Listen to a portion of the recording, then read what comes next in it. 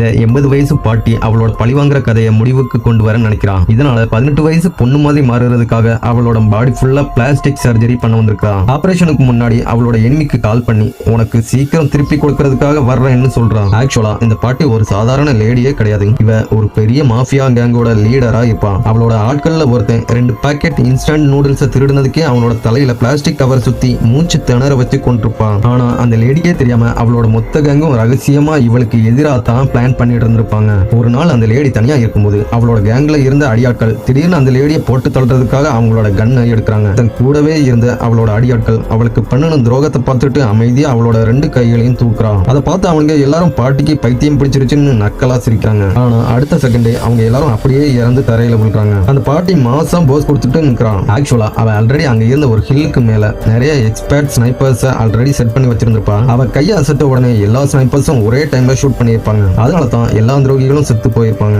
அதுக்கப்புறம் அந்த லேடி அவளோட அசிஸ்டன்ட் ஜாக்கி கிட்ட அவளோட அக்கௌண்ட்ல இருந்து $1 பில்லியன் டிரான்ஸ்பர் பண்ண சொல்லியிருப்பான். அவனும் டிரான்ஸ்பர் பண்ணி முடிச்சிட்டேன்னு சொல்றான். அதுக்கப்புறம் அவனுக்கும் நிறைய விஷயங்கள் இவளை பத்தி தெரிஞ்சிருந்ததால அவனை விட்டு வைக்கிறது சேஃப் கிடையாதுன்னு அவனையும் கொலை பண்ண முடிவு பண்றான். உடனே அவனையும் அப்படியே ஷூட் பண்ணி அங்க இருந்து ஆத்துல தூக்கி போட்டுறாங்க. அதுக்கப்புறம் இறந்து போன அவனோட பாடி தண்ணியில மிதக்கிறத அந்த லேடி பார்த்துட்டு சிரிக்கான். ஆனா ஆக்சுவலா என்ன நடந்து போனா அவனுக்கு ஏற்கனவே அவனை அந்த லேடி கொல்ல போறான்னு தெரிஞ்சிருக்கும். அதனால கொஞ்ச நேரத்துக்கு முன்னாடி ஜாக் பணத்தை டிரான்ஸ்பர் பண்ணும்போது அவளோட யூ ஷீல்ட தெரியாம மாத்தி வச்சுட்டு அந்த $1 பில்லியன் பணத்தையும் அவனோட அக்கௌண்ட்டுக்கு அவளுக்கே தெரியாம டிரான்ஸ்பர் பண்ணியிருந்திருப்பான். அவன் சாகலன்னு கேள்விப்பட்டதுக்கு அப்புறம் அந்த பாட்டியும் பயங்கர ஷாக் ஆகுறான். அந்த தண்ணியில மிதக்கிற பாடி எல்லாம் ஆல்ரெடி அவன் செட் பண்ணி வச்சிருந்த ஃபேக் பாடியா தான் இருக்கும். ஜாக் ஆல்ரெடி ஒரு கார்ல அங்க இருந்து தப்பிச்சு போயிருப்பான். அவன் ரொம்ப ஜீனியஸா பிளான் பண்ணி அங்க இருந்து எஸ்கேப் ஆகியிருப்பான். அப்போ திடீர்னு அவளோட கம்ப்யூட்டர் ஒரு மாதிரி வித்தியாசமா சவுண்ட் போடுது. உடனே அந்த லேடியை வேகமா ஓடி வந்து பாக்குறான். அவ பதட்டத்தோட அவளோட யூ ஷீல்ட வெளியே இழுத்து பாக்குறான். பார்த்தா அவளோட அக்கௌண்ட் எம்டியா இருக்கும். அப்பதான் ஜாக் அவளை ஏமாத்திட்டாங்கிறத அவ உணர்றான். அதனால கொலை வெறியில அவனை உயிரோடவே விட மாட்டேன்னு சபதம் எடுக்கிறான். அந்த டைம்ல ஜாக் அந்த லேடி கிட்ட இருந்து தப்பிக்கிறதுக்காக சவுத் கொரியால அவனோட பாடி ஃபுல்லா பிளாஸ்டிக் சர்ஜரி பண்ணிட்டு இருப்பான். இப்போ அவனோட ஃபேஸ், வாய்ஸ், பாடி ஷேப் எல்லாம் டோட்டலா சேஞ்ச் ஆகி இருக்கும். இதுக்கப்புறம் அவனோட சொந்த அம்மாவால கூட அவனை அடையாளம் கண்டுபிடிக்கவே முடியாது.